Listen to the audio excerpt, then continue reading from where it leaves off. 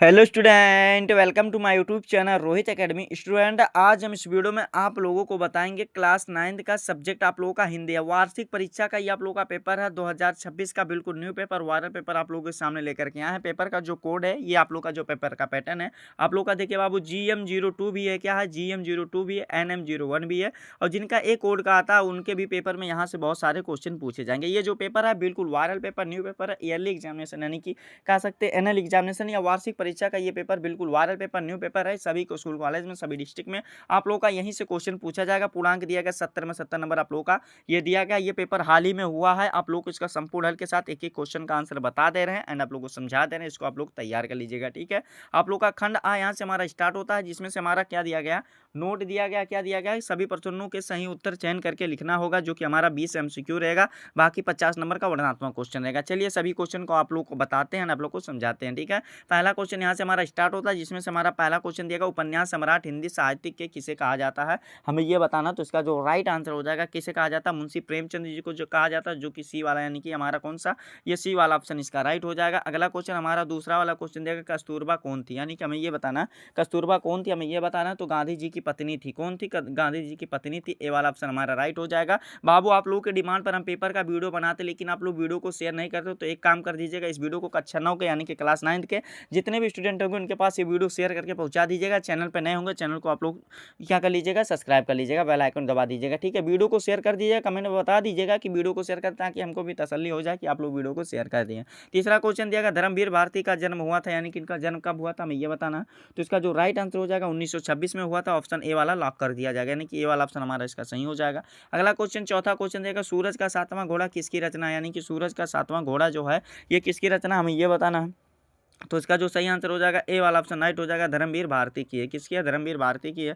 फिर अगला क्वेश्चन हमारा यहाँ पर पांचवा क्वेश्चन देगा, तोता कहानी के रचनाकार हैं, यानी कि तोता कहानी के रचनाकार कौन है, हमें ये बताना। तो इसका जो राइट आंसर हो जाएगा कौन सा हमारा हो जाएगा, प्रकाश कौशिक हो जाएंगे, जो कि हमारा कौन सा, डी वाला ऑप्शन राइट हो जाएगा, कौन सा, प्रकाश कौशिक हो जाएंगे, ठीक है। समझ में आ गया ना, कोई दिक्कत नहीं ना। चलिए अगला क्वेश्चन देखते हैं। अगला क्वेश्चन यहाँ पर हमारा दिया गया कि पिंजरा किस धातु का बना है, यानी कि पिंजरा जो है ये किस धातु का बना होता है। तो सोने का बना होता है। किसका बना होता है, सोने का बना होता है, जो कि ए वाला ऑप्शन हमारा इसका राइट हो जाएगा। अगला क्वेश्चन सातवां दिया गया, बीजक किस कवि की प्रमुख रचना है, यानी कि जो बीजक संग्रह है वो किस कवि की प्रमुख रचना है। तो वो कबीरदास की है। क्या है, कबीरदास की है। बीजक एक रचना संत कबीरदास की रचनाओं का संग्रह है, जिसमें 3 मुख्य भाग है। क्या है, साखी, शबद, रमेनी है। क्या है, साखी है और शबद है और रमेनी है। ये आप लोग दिमाग में बैठा लीजिएगा और तैयार कर लीजिएगा। सब मोस्ट इंपॉर्टेंट क्वेश्चन है, वीडियो को जरूर शेयर कर दीजिएगा, ठीक है। टेलीग्राम चैनल को भी ज्वाइन कर लीजिएगा। इसी वीडियो के डिस्क्रिप्शन बॉक्स में हमारे टेलीग्राम चैनल का लिंक दिया गया, उसको जा करके ज्वाइन कर लीजिएगा।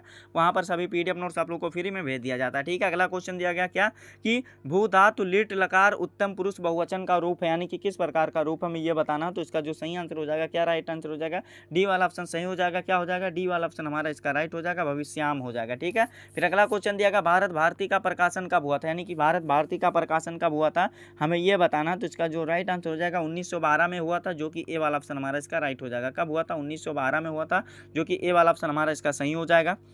अगला क्वेश्चन 10 वाला, यानी कि 10वां क्वेश्चन यहाँ पर दिया गया, क्या समझिएगा। 10वां क्वेश्चन हमारा दिया गया है कि श्री कृष्ण से जन्म कुत्र अभवत, यानी कि श्री कृष्ण का जन्म कहाँ हुआ था, हमें ये बताना। तो इसका राइट आंसर हो जाएगा मथुरा में हो जाएगा, जो कि मथुरा में हुआ था, जो कि ए वाला ऑप्शन हमारा इसका राइट हो जाएगा। अगला क्वेश्चन दिया गया, लक्ष्मी का स्वागत एकांकी के रचनाकार है, यानी कि इस एकांकी के रचनाकार कौन है, उपेंद्र अस्के जी हैं। कौन है, उपेंद्र नाथ अस्के जी हैं, जो कि ए वाला ऑप्शन हमारा इसका सही हो जाएगा। अगला क्वेश्चन यहाँ पर 12 वाला दिया गया, ठेले पर हिमालय नामक निबंध किसने लिखा, हमें ये बताना है। तो इसका जो सही आंसर हो जाएगा कौन सा, ए वाला ऑप्शन राइट हो जाएगा, धर्मवीर भारती हो जाएंगे। कौन, धर्मवीर भारती हो जाएंगे, जो कि ए वाला ऑप्शन हमारा इसका सही हो जाएगा। अगला क्वेश्चन देगा, रसों की रचना, रसों की संख्या होती कितनी है, यानी कि रसों की संख्या कितनी है, हमें ये बताना। तो 13 का जो राइट आंसर हो जाएगा, रसों की संख्या जो है 9 है। कितनी है, 9 है, जो कि ए वाला ऑप्शन हमारा इसका सही हो जाएगा, ठीक है। समझ में आ गया ना, कोई दिक्कत नहीं ना। चलिए अगला क्वेश्चन देखते हैं। अगला क्वेश्चन देगा, श्रृंगार रस का स्थायी भाव है, यानी कि श्रृंगार रस का स्थायी भाव क्या, हमें ये बताना। तो इसका जो राइट आंसर हो जाएगा, ए वाला ऑप्शन राइट हो जाएगा, रति होता है। क्या होता है, रति होता है, जो कि ए वाला ऑप्शन हमारा इसका राइट हो जाएगा। अगला क्वेश्चन 15 वाला दिया गया संचारी भाव का संख्या है, यानी कि संचारी भाव की संख्या कितनी हमें ये बताना, तो इसका राइट आंसर 33 है, जो कि ए वाला ऑप्शन हमारा इसका भी सही हो जाएगा। अगला क्वेश्चन 16 वाला, यानी कि हमारा अगला क्वेश्चन इसमें दिया गया क्या कि चौपाई छंद में कितनी मात्राएं होती हैं, हमें ये बताना है। तो इसका जो राइट आंसर हो जाएगा चौपाई छंद में जो मात्राएं होती हैं 16 मात्राएं होती हैं, जो कि ए वाला ऑप्शन राइट हो जाएगा।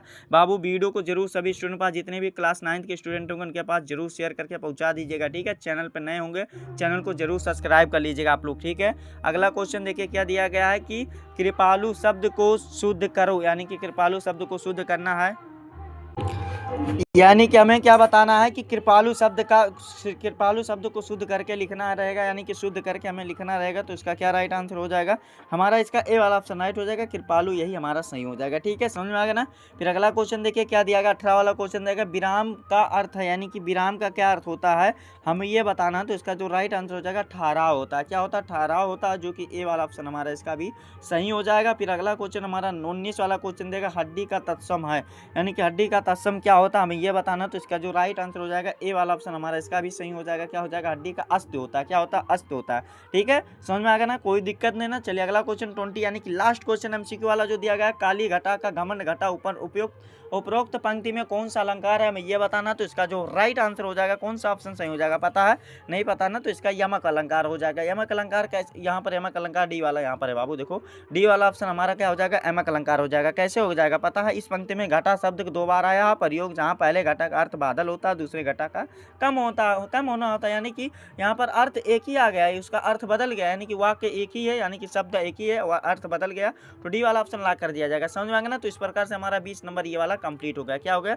20 नंबर ये आप लोग का एमसीक्यू वाला कंप्लीट होगा। आगे का भी जो क्वेश्चन दिया गया खंड बाय यहाँ से हमारा स्टार्ट होता है, जिसमें से वर्णनात्मक क्वेश्चन दिए गए। तो चलिए इसका भी आंसर आप लोग को बता देते हैं एंड आप लोग को समझा देते हैं। क्वेश्चन क्या दिया गया, संसार में एक और अभाव तो अनेक हैं, पर निंदकों की कोई कमी नहीं है, एक ढूंढो हजार मिलते हैं, और वही बोले पिंजरे की उन्नति, यानी कि ये आप लोग का शब्द जो लिया गया है, यानी कि आप लोग का लिया गया रविन्द्रनाथ टैगोर द्वारा लिखित तोता नामक कहानी से उद्धृत है, ठीक है। आप लोग इसको रीड कर लीजिएगा, यानी कि पढ़ लीजिएगा। जो बाबू ये क्वेश्चन दिया गया ये आप लोग का कितना नंबर का रहेगा, 6 नंबर का रहेगा, जान लो 6 नंबर का गद्यांश रहेगा, 6 नंबर का पद्यांश रहेगा, सब कुछ बता देना ताकि आप लोग समझ जाओ। यहाँ पर क्या दिया गया, आ वाला क्वेश्चन दिया गया उपयुक्त गद्यांश का संदर्भ लिखिए, यानी कि क्या लिखना, उपयुक्त गद्यांश का हमें क्या लिखना है, संदर्भ लिखना है। तो आप लोग क्या हेडिंग बना लीजिएगा, संदर्भ हेडिंग बना लीजिएगा, क्या संदर्भ बना लीजिएगा। इसमें क्या लिखना है, लिखिएगा कि प्रस्तुत गद्यांश रविन्द्रनाथ टैगोर द्वारा लिखित तोता नामक कहानी से उद्धृत है, जो कि हमारा 2 नंबर लिख करके कंप्लीट हो जाएगा। फिर अगला क्वेश्चन दूसरा दिया गया बा वाला दिया गया रेखांकित अंश की व्याख्या कीजिए, यानी कि क्या कीजिए, रेखांकित अंश की व्याख्या कीजिए।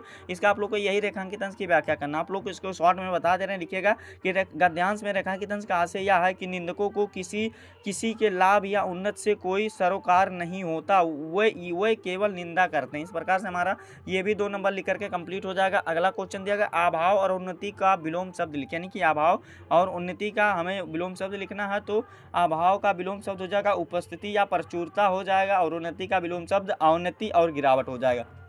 इस प्रकार से हमारा 6 नंबर टोटल बाबू ये वाला बिल लिख करके कंप्लीट हो गया। आगे का क्वेश्चन देखिए क्या दिया गया, गुरु नानक का प्रेम संदेश दिया, यानी कि गुरु नानक ने प्रेम का संदेश दिया, क्योंकि मनुष्य का जीवन चरम प्राप्तव्य है, और यह वह स्वयं प्रेम रूप है। तो इस प्रकार से ये गुरु नानक नामक पाठ से लिया गया है, यानी कि कौन सा गुरु नानक देव जी वाला है, लेखक का नाम हजारी प्रसाद द्विवेदी जी हैं। तो एक हम बता दें, आप लोग एक खुद से तैयार कर लीजिएगा, ऐसा नहीं करना है कि छोड़ देना बाबू, इसको तैयार करना है। क्या करना है, इसको जरूर आप लोग को तैयार करना है ना, तो आप लोग इसको तैयार जरूर कर लीजिएगा। सब मोस्ट इंपॉर्टेंट ये क्वेश्चन है, तो इसको आप लोगों को क्या करना है बाबू, आप लोगों को इसको खुद से तैयार कर लेना है। आगे का क्वेश्चन देखिए क्या दिया गया, आगे का क्वेश्चन 22 वाला, यानी कि 22 वाला क्वेश्चन दिया गया निम्नलिखित पद्यांशों में से पद्यांशों पर आधारित प्रश्नों के उत्तर दीजिए, जो कि 6 नंबर का क्वेश्चन दिया गया। इसमें क्या दिया गया समझिएगा, दिया गया जो रहीम उत्तम प्राकृत का करी सकल कुसंग, और चंदन विश्व व्यापत नहीं लिपटे रहत भुजंग। 6 नंबर का ये वाला भी क्वेश्चन हमारा दिया गया। तो चलिए इसका भी आप लोग का आंसर बता देते हैं, आप लोग को समझा देते हैं। देखिए आप लोग को जैसा आंसर बता रहे हैं, आप लोग कॉपी में इसको नोट कर लीजिएगा, याद कर लीजिएगा, तैयार कर लीजिएगा, ठीक है। जितना ये पेपर है बिल्कुल वायरल पेपर, न्यू पेपर है, सभी को स्कूल कॉलेज में, सभी डिस्ट्रिक्ट में, यानी कि सभी जिला में यहाँ से बहुत सारे क्वेश्चन पूछे जा सकते हैं। चैनल पर नए होंगे चैनल को सब्सक्राइब कर लीजिएगा, वीडियो को शेयर करना मत भूलिएगा। यहाँ पर इसका आंसर क्या लिखिएगा, क्वेश्चन क्या दिया गया समझिएगा कि प्रस्तुत पद्यांश का संदर्भ लिखिए, यानी कि प्रस्तुत पद्यांश का हमें क्या लिखना है, संदर्भ लिखना है। तो हेडिंग आप लोगों को क्या बनाना है, संदर्भ। इसमें क्या लिखना है समझिएगा, देखिए लिखिएगा कि संदर्भ में लिखिएगा कि यह पद्यांश रहीम द्वारा रचित दोहावली से लिया गया। इसमें उत्तम स्वभाव वाले व्यक्तियों पर बुरी संगत के प्रभाव न पड़ने का वर्णन किया गया। इस प्रकार से हमारा 2 नंबर ये वाला लिख करके कंप्लीट हो जाएगा। अगला क्वेश्चन दिया गया रेखांकित अंश की व्याख्या कीजिए, यानी कि जो रेखांकित किया गया इसकी हमें क्या करना है, व्याख्या करना है। तो इसकी हमें क्या लिखना है, लिखिएगा कि इस दोहे में रहीम जी कहते हैं कि जिस प्रकार चंदन के वृक्ष पर विषैले सर्प लिपटे रहते हैं फिर भी चंदन में विष नहीं फैलता, उसी प्रकार उत्तम प्राकृत यानी कि स्वभाव, प्राकृत मतलब क्या होता है, स्वभाव के मनुष्य पर बुरी संगत का कोई बुरा प्रभाव नहीं पड़ता। इस प्रकार से 2 नंबर ये वाला भी लिख करके हमारा कंप्लीट हो जाएगा। अगला क्वेश्चन का वाला दिया गया भुजंग के 2 पर्यायवाची लिखिए, यानी कि भुजंग के 2 पर्यायवाची लिखना है। तो पहला जो होता है क्या होता है, सर्प होता है, क्या होता है, सर्प होता है, और दूसरा जो होता है नाग होता है, क्या होता है, नाग होता है। ये वाला भी लिख करके हमारा कंप्लीट हो जाएगा। फिर अगला क्वेश्चन 6 नंबर भी कंप्लीट होगा। अगला क्वेश्चन भेद गया दीन अश्रु सा जिनका अश्रु से जिनका मर्म, ये वाला आप लोग का जो लिया गया है, कहाँ से लिया गया पता है, ये करमवीर नामक पाठ कविता से लिया गया, जिसके रचयिता कौन है, अयोध्या सिंह उपाध्याय हैं। कौन है, अयोध्या सिंह उपाध्याय यानी कि हरियोध जी हैं। तो ये वाला आप लोग खुद से तैयार कर लीजिएगा, एक हम बता दे रहे हैं एंड एक आप लोग खुद से बाबू तैयार कर लीजिएगा, ठीक है। अगला क्वेश्चन यहाँ पर हमारा 23 वाला क्वेश्चन क्या दिया गया समझिएगा। देखिए 23 वाला क्वेश्चन दिया गया निम्नलिखित संस्कृत गद्यांश में से किसी एक का संदर्भ सहित हिंदी में अनुवाद कीजिए, जो कि 4 नंबर का क्वेश्चन दिया गया। इसमें पहला दिया गया और दूसरा दिया गया, अथवा करके भी दिया गया। तो ये जो संस्कृत वाला दिया गया ये आप लोग का पहला जो लिया गया है, कहाँ से लिया गया, ये आप लोग को कृष्णस्य जीवनम नामक पाठ से लिया गया। तो यह वाला भी आप लोग अच्छे तरीके से तैयार कर लीजिएगा, कि आप लोग खुद से तैयार कर लीजिएगा। अथवा वाला भी आप लोग क्वेश्चन तैयार कर लीजिएगा, अथवा वाला भी क्वेश्चन आप लोग को तैयार कर लेना है। विनयम सदाचारस्य वाला ये पाठ से लिया गया, अथवा वाला जो क्वेश्चन दिया गया तो उसको भी अनुवाद आप लोग तैयार कर लीजिएगा। अगला क्वेश्चन आप लोग का पद्यांश दिया गया, यानी कि आप लोग कह सकते हैं श्लोक दिया गया, इसका आप लोग का आंसर बताना है। तो श्लोक वाला जो दिया गया है बाबू आप लोग को इसको क्या करना है, इसको भी आप लोग को तैयार कर लेना। ये आप लोग का जो लिया गया है, पहला वाला जो लिया गया है सदो चारों दोष उपदेश नामक पाठ से लिया गया है, ठीक है। ये श्लोक पहला वाला लिया गया, और जो दूसरा वाला लिया गया कहाँ से लिया गया पता है, नहीं पता ना। तो जो दूसरा वाला लिया गया है ये भी क्या सदाचारों उपदेश से लिया गया, यानी कि सदाचार उपदेश से लिया गया है। तो ये वाला भी हमारा कंप्लीट हो जाएगा, तैयार जरूर कर लीजिएगा। अगला क्वेश्चन दिया गया दीपदान एकांकी में पन्ना धाय का चित्रण की लिखो, जो कि 5 नंबर का क्वेश्चन दिया गया, अथवा करके दिया गया। नए मेहमान की कथावस्तु यानी कि कथानक को अपने शब्दों में लिखे। तो ये वाला भी क्वेश्चन तैयार कर लीजिएगा, 5 नंबर इसको भी तैयार कर लीजिएगा, ठीक है। जितना क्वेश्चन बता रहे हैं सभी मोस्ट इंपॉर्टेंट क्वेश्चन है। अगला क्वेश्चन हमारा दिया गया क्या, निम्नलिखित लेखकों में से किसी एक का जीवन परिचय दे तो उनकी किन्हीं 2 रचनाओं का उल्लेख कीजिए, जो कि आप लोगों का कितना 4 नंबर का क्वेश्चन देगा। काका कलेकर जी हैं, महादेवी वर्मा जी हैं, धर्मवीर भारती जी हैं। तो इनको भी अच्छे तरीके से आप लोग तैयार कर लीजिएगा। खा वाला क्वेश्चन देगा निम्नलिखित कवियों में से किसी एक कवि का जीवन परिचय देते हो उनकी किन्हीं 2 रचनाओं का उल्लेख कीजिए, जो कि आप लोग का 4 नंबर का क्वेश्चन दिएगा। ऑप्शन में क्या क्या दिया गया, हरिवंश राय बच्चन जी देंगे, शिवमंगल सुमन जी दिए गए, जयशंकर प्रसाद जी दिए गए। और सूरदास जी को भी तैयार कर लीजिएगा, और कबीरदास जी को इनको भी तैयार कर लीजिएगा हमारे तरफ से। और इनमें क्या करना है, प्रताप नारायण मिश्र जी को तैयार कर लीजिएगा, क्या पंडित प्रताप नारायण मिश्र जी को भी तैयार कर लीजिएगा, जयशंकर प्रसाद जी को भी तैयार कर लीजिएगा, ठीक है। इन दोनों को तैयार कर लेंगे। 8 नंबर आप लोगों का जीवन परिचय कवि और लेखक में लिख करके हो जाएगा कंप्लीट। फिर आगे क्वेश्चन देखते हैं। आगे का क्वेश्चन जो दिया गया समझिएगा, यहाँ पर 26 वाला क्वेश्चन देगा अपने पाठ पुस्तक से कथा से किया हुआ कोई एक श्लोक लिखिए जो इस प्रश्न पत्र में ना आया हो। 2 नंबर का ये वाला क्वेश्चन दिएगा। तो ये वाला भी आप लोग याद कर लीजिएगा, 2-3 याद कर लीजिएगा, काम बन जाएगा। काम बन नहीं जाएगा बाबू, आप लोग का नंबर मिल जाएगा, ये कहने का मतलब है, ठीक है। आगे का क्वेश्चन देखो क्या दिया गया है, 27 वाला दिया गया निम्नलिखित प्रश्नों में से किन्हीं 2 प्रश्नों का उत्तर संस्कृत में देना है, क्या, यानी कि 4 क्वेश्चन दिए गए, इसमें आप लोग को क्या देना है, 2 ही प्रश्न का आंसर हमें देना है, क्या 2 ही प्रश्न का आंसर देना है।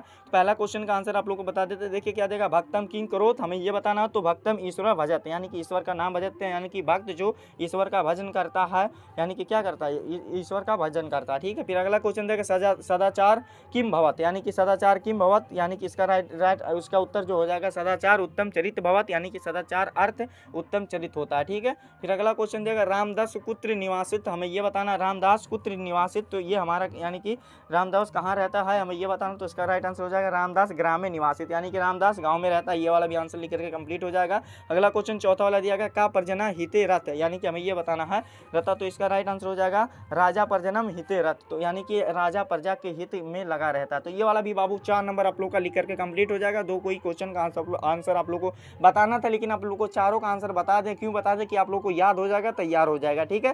समझ में आ गया ना। चलिए अगला क्वेश्चन बिना देरी के देखते हैं। अगला क्वेश्चन 28 वाला दिया गया, क्या देखिए दिया गया निम्नलिखित मुहावरे और लोकोक्तियों में से किसी एक का अर्थ बताते हुए वाक्य प्रयोग कीजिए, जो कि 2 नंबर का क्वेश्चन दिया गया। इसमें क्या देगा, अकल बड़ी या भैंस, ये वाला पहला क्वेश्चन दिया गया। इसमें क्या लिखना है, अकल बड़ी या भैंस। इसका क्या हो जाएगा, अकल बड़ी या भैंस का मतलब होता है, अर्थ इसका हो जाएगा शारीरिक शक्ति से बुद्धि बड़ी होती है। ठीक है, तो ये वाला आप लोग वाक्य प्रयोग अपने मित्र के यानी कि दोस्त से किसी भी आप लोग ऊपर इसको तैयार कर लीजिएगा, अर्थ बता दें। कान भरना का मतलब क्या हो जाएगा, किसी के विरुद्ध चुगली करना, तो ये वाला भी हो जाएगा। कलेजा ठंडा होना, तो इसका मतलब क्या हो जाएगा, कलेजा ठंडा मतलब होता है मन को शांति या संतोष मिलना। तो ये वाला भी आंसर हमारा लिख करके 2 नंबर आप लोग का कंप्लीट हो जाएगा। समझ आएगा ना बाबू। फिर आगे का क्वेश्चन देखिए क्या दिया गया। आगे क्वेश्चन दिया गया, निम्नलिखित में से किन्हीं 2 वाक्यों का संस्कृत में अनुवाद कीजिए, जो कि आप लोग का कितना 4 नंबर का क्वेश्चन दिया गया। क्या दिया गया, 4 नंबर का क्वेश्चन दिया गया है। तो आप लोग को चलिए पहला बता देते हैं। पहला दिया गया रमेश पढ़ता है, तो क्या हो जाएगा, रमेश पठत हो जाएगा। फिर अगला दिया गया है राम ने स्नान किया, तो इसका राइट आंसर क्या हो जाएगा, रामा स्नानम अकरोत। ठीक है, फिर अगला क्वेश्चन दिया गया मोहन घर गया, तो इसका राइट आंसर हो जाएगा, क्या हो जाएगा, मोहन गृहम अगच्छत। ठीक है, फिर अगला क्वेश्चन हमारा क्या गया, मैं विद्यालय गया था, तो इसका हो जाएगा संस्कृत में अहम विद्यालयम आगच्छम। ठीक है, इस प्रकार से 4 नंबर ये वाला भी लिख करके हमारा क्या हो जाएगा, वेल कंप्लीट हो जाएगा। ठीक है, समझ में आ गया ना, कोई दिक्कत नहीं ना। चलिए अगला क्वेश्चन हमारा देखते हैं। अगला क्वेश्चन दिया गया निम्नलिखित 30 वाला क्वेश्चन दिया गया, शुक्ल मुक्ति हेतु तो अपने प्रधानाचार्य को एक पत्र लिखे, जो कि 5 नंबर का क्वेश्चन दिया गया। अथवा करके भी इसमें दिया गया, क्या दिया गया कि प्रधानाचार्य को पत्र आकस्मिक अवकाश हेतु हेतु एक प्रार्थना पत्र लिखिए, जिसमें 1-2 दिन की अवकाश मांगा गया। तो इस प्रकार से ये वाला भी तैयार कर सकते हैं। सेवा में प्रधानाचार्य सब स्कूल का नाम डालेना, महोदय सबने निवेदन है कि मेरे मतलब ऐसे तबीयत या कोई आकस्मिक पत्र होने के कारण मैं विद्यालय आने में असमर्थ हूँ, कृपा करके 2 दिन को मुझे छुट्टी देने की कृपा करें। इस प्रकार से बाबू आप लोग इसको तैयार कर लीजिएगा, 5 नंबर कंप्लीट हो जाएगा। तो यही आप लोग का क्लास 9 का यानी कि कक्षा 9 का यही आप लोग का वार्षिक परीक्षा यानी कि ईयरली एग्जामिनेशन का पेपर था, जो कि इस वीडियो में संपूर्ण हल के साथ एक क्वेश्चन का आंसर इस वीडियो में आसान शब्दों में आसान भाषाओं में आप लोग को बता दिया गया, आप लोग को समझा दिया गया। आप लोग को ये हमारा प्यारा सा लवली सा वीडियो कैसा लगा कमेंट करके जरूर बताइएगा। हाँ, अगर आप हमारे चैनल पर नए हो तो चैनल को आप लोग सब्सक्राइब कर लीजिएगा, बेल आइकन दबा दीजिएगा। वीडियो को आप लोग शेयर नहीं करते हैं तो एक ही काम रहेगा कि इस वीडियो को क्लास 9 यानी कि कक्षा 9 के यानी कि कक्षा 9 के जितने भी स्टूडेंट होंगे उनके पास अधिक से अधिक जरूर शेयर करके पहुँचा दीजिएगा। ठीक है, चलिए हम आप लोगों से मिलते हैं नेक्स्ट वीडियो में नेक्स्ट टॉपिक के साथ। तब तक के लिए जय हिंद, जय भारत, वंदे मातरम।